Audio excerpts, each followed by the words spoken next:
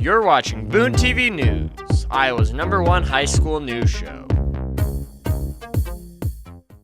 Hello Boone High, and welcome to this week's news show. I'm Tanner Frost. And I'm Jason Bowie.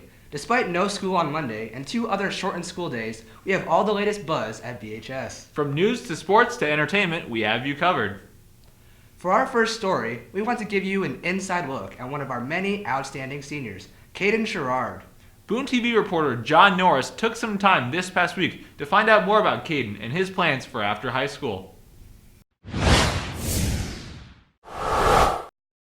Kaden Sherrard has enjoyed his time at Boone High School, but is also ready for the next chapter in his life. He is excited for what the future holds. I plan to go to ISU and pursue an officer advancements program for the Marine Corps. Despite success in football and track throughout high school, Sherrard plans to take a different route after high school. I wanted to pursue a career and an education at the same time, and football and track just didn't seem as appealing to me as that. In the off-season, to prepare for his future job that requires a lot of physical skill, Sherrard regularly lifts in the Boone High School weight room. Sherrard is work ethic, academically and physically, and is committed to meet whatever requirements he may need to get the role he wants in the Marines. Physically, he's done very well in his fitness tests that he's had to do in his preparation for the Marines. Also, I think there's a huge mental component to what he does here in the weight room that prepares him for what they'll have in store for him with the Marines.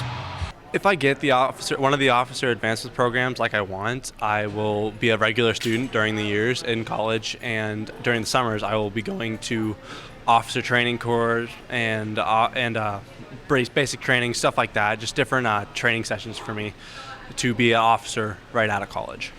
This is John Norris with Boone TV. While many sports fans would consider football as science, I'm not sure if anyone thinks of science as a sport. But if anyone thinks that, it's our very own Mr. and Coach Commish. Holly Malice has more with this teacher feature. Biology teacher, Mr. Commish, has devoted many years of his life to teaching students at Boone High. His students enjoy his unique teaching style. We try to have different projects and things to make it as interactive as we can. He explained things very well, and instead of giving us worksheets, he gives us projects and he has fun with it. As a football coach, Mr. Commish has many goals going into the next season. We always have a goal to try to be the best team in the district, but I think we got to change our goals and raise them a little bit. He hopes that his students leave with a new passion for learning. I hope they enjoy learning new things and always want to find out new things. I think there's so many things changing all the time in science that there's a curiosity there. This has been Holly Malice from Boone TV. Both Toreador basketball teams entered the week at the top of the Raccoon River standings. Looking to stay on top, both Hoops teams were back in action this week. BTV's Corbin Waffle and Justin Elsner has more on 2 of their most recent matchups against ADM and Perry.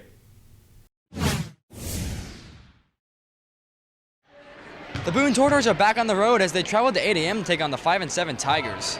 The Toreadors hope to bounce back against the loss to Waverly Shell Rock. To begin the game, the Toreadors struck first with Emma Rouse finding Sandvik down low, but the Tigers would come back strong on the opposing end with a 3-ball.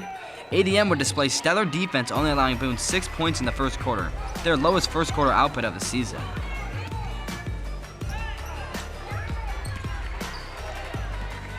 In the second quarter, Emma Rouse continued to cash from behind the arc. However, Boone bounced right back with the Emma Rouse 3. The Toreadors headed into the locker rooms out in front 18-17. After halftime, Boone came out swinging, going on a 10-0 run with a fast break score from Shadle and a bucket from Sandvik down low, causing ADM to call a timeout. The Tigers didn't score their first points of the second half until 3 minutes were left in the third quarter. The Toreadors held a 35-28 lead. In the final quarter of regulation, the Tigers opened it up with a jumper, but Boone's Maddie Danner and the Toreadors would be too much for ADM as they held their lead to finish out the game. Boone won with a final score of 46-37 as Caitlin Shadle led all Toreadors with 17 points. Man, we really had a slow start. I was disappointed in how unaggressive our kids were offensively, and just overall, really, we're somewhat sluggish. So really disappointed in that. But we kept our heads up and didn't panic, and I guess that's maybe the best thing to take away is that we just kind of stayed the course, kept working the ball, and eventually good things happened, luckily. So. For Boone TV Sports, I'm Corbin Waffle.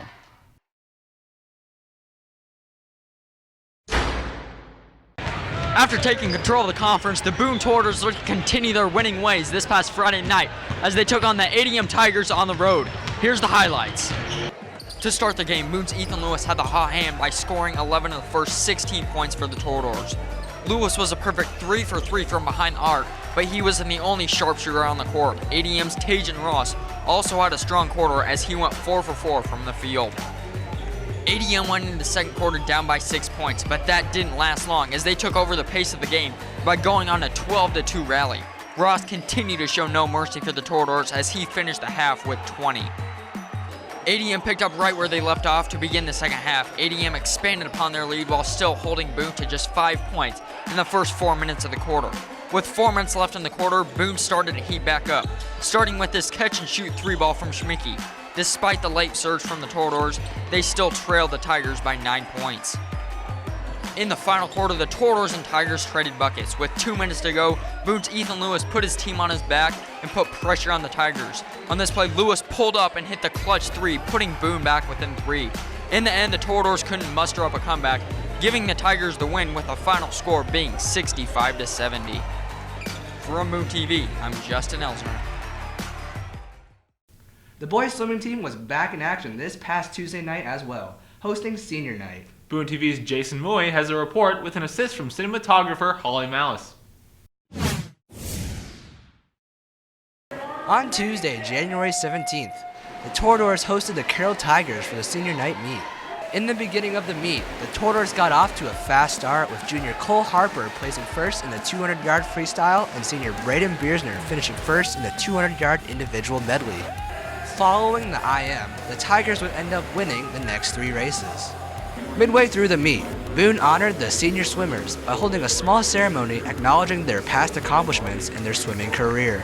After another first-place finish by Biersner in the 500-yard freestyle, the Tigers began to string together another run of wins, giving them the advantage over Boone. However, in the second-to-last event, Cole Harper wins the 100-yard breaststroke with a time of 1 minute and 4 seconds, allowing Boone an opportunity to win the meet in the final race. In the last event, the Tortoise relay team came in first and second, giving them the victory with a score of 87-83. Boone will travel to Grinnell on Tuesday, January 14th for their next meet. This has been Jason Mui from Boone TV. Two Guys is back this week with a review of a recently released movie based on a popular video game. While many video games don't make great movies, let's see if Assassin's Creed is a play again or a game over. What kind of prison is this? It's not a prison. You're about to enter the Animus. What you're about to see, hear, and feel are the memories of your ancestor, who has been dead for 500 years. What do you want from me? Your past. What's up, BHS? I'm Tanner Frost. And I'm Jason Mui. And we are two guys here to bring you our review of the first movie in the Assassin's Creed franchise. After years of development, Sony Pictures finally releases the much-anticipated film to follow up the popular video game series. Let's check it out. After being convicted of murder and sentenced to death, Callum Lynch's execution is faked under the Abstergo Foundation and is taken to their laboratory in Madrid, Spain. Upon awakening from the drug-induced coma, Callum is placed into a machine called the Animus, where he is able to relive the memories of his assassin ancestors during the Spanish Inquisition. Abstergo forces Callum to reenact these memories in an effort to find the location of the Apple of Eden, which contains the genetic code for the free will.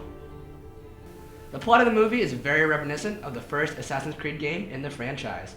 While the film does add some character development to the movie-exclusive characters, the plot of the story is nothing new for the longtime fans of the series. Though always cool to see video games brought to the big screen, the film suffers the same issues as most others and is purely mediocre. It doesn't do much to distinguish itself enough from other action movies. Pros of Assassin's Creed are, the visuals of 15th century were very well done. The time period looked impressive and felt alive. Also, the fighting sequences were well choreographed and executed perfectly. Michael Fassbender pulls off all the moves you expect from the games and it looked wonderful. Cons of Assassin's Creed include, the overall plot of the movie seemed to drag on. When there wasn't a memory to relive, the pacing of the movie seemed slow and uninteresting. Also, we wish the movie spent more time in the past. The present day setting just wasn't as good. Overall, we decided to give Assassin's Creed 5 Apples of Eden out of 10. The flashbacks were by far the strong points of the movie, and all action scenes kept us glued to the screen. However, the rest of the movie seemed very dull and uninspired, which is sad to say the least. And there you have it, BHS, with our review of the movie version of Assassin's Creed. If you're a fan of the Assassin's Creed franchise, it's got its highlights, but it's not a must-watch. And with that, we'll see you next week and have a great day, Boone High. Work in the dark to serve the light. We are assassins.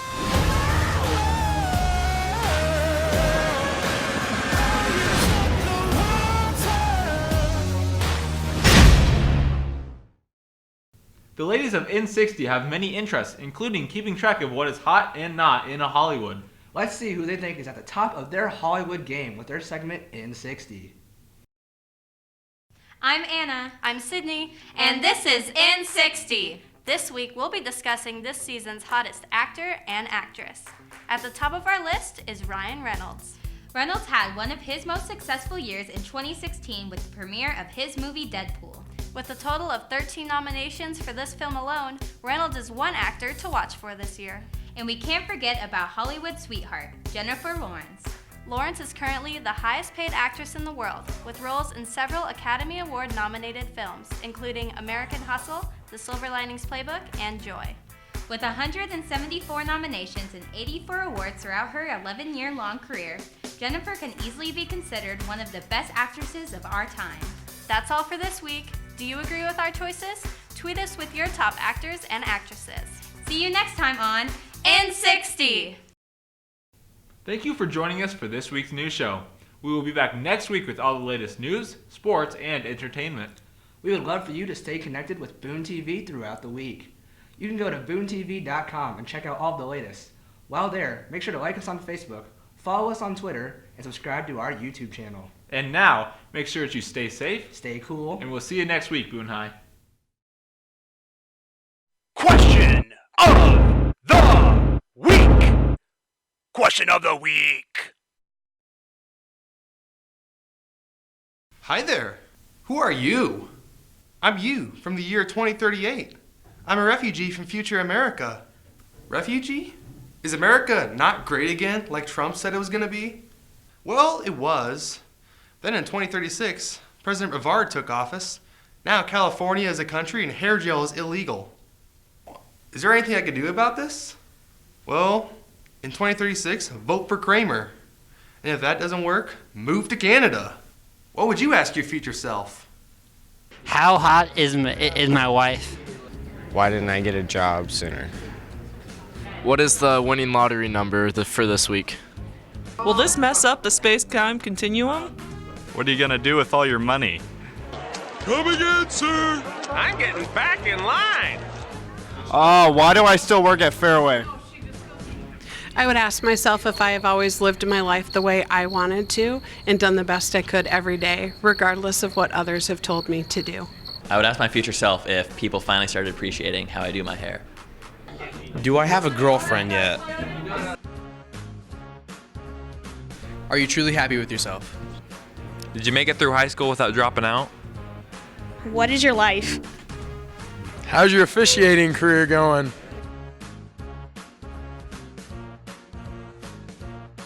Why are you like this? Okay, will I ever stop refilling these water bottles for Harper Larson? I don't know. What's the best meme in 2020? Question of the week. Question of the week.